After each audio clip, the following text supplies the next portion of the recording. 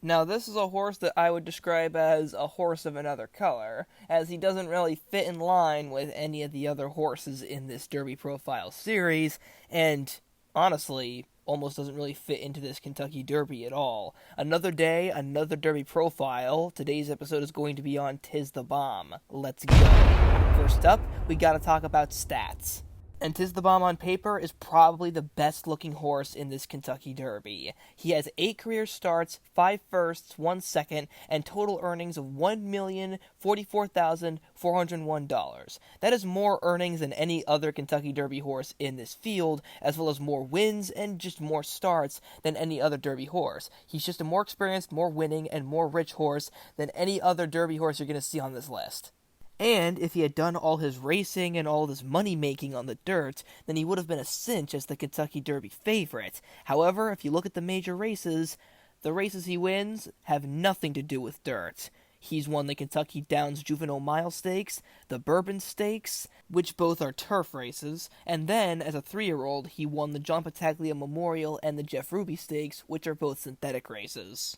For how he ran all these races, Tiz the Bomb can do practically anything. He's most at home stalking or in mid-pack, but he could really go from near dead last, like he did in the Breeders Cup Juvenile Turf, and just pick up an incredible amount of speed late, or he can even go to the lead like he did in his lone dirt victory at Ellis Park. So while it would be easy to just call him a jack-of-all-trades, he most consistently stays around mid-pack and comes with a great late surge of speed.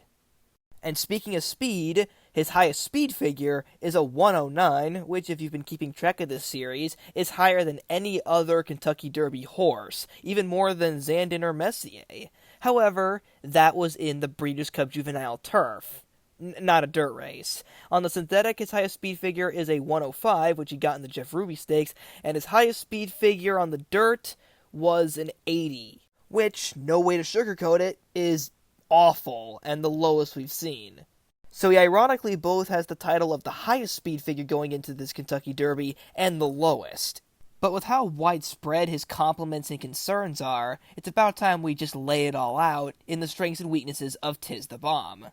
For one, he has more money and more wins than any other Kentucky Derby horse. On his best day, his late closing kick is incredible.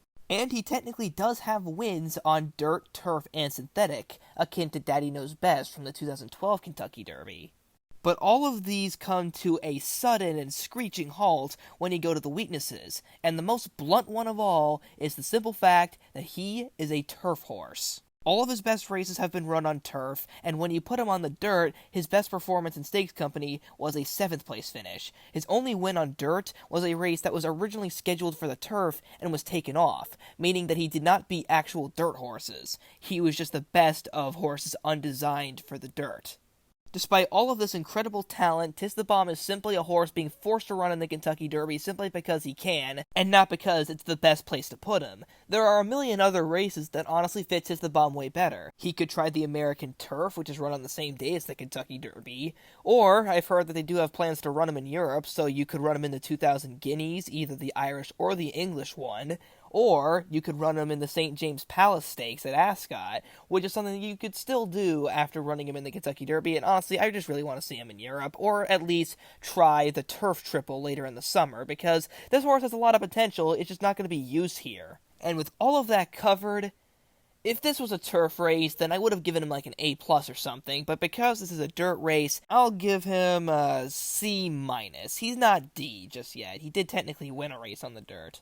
And with that, hope you guys enjoyed this episode of Derby Profile. Comment on other horses I should cover in future episodes, and see you guys next time.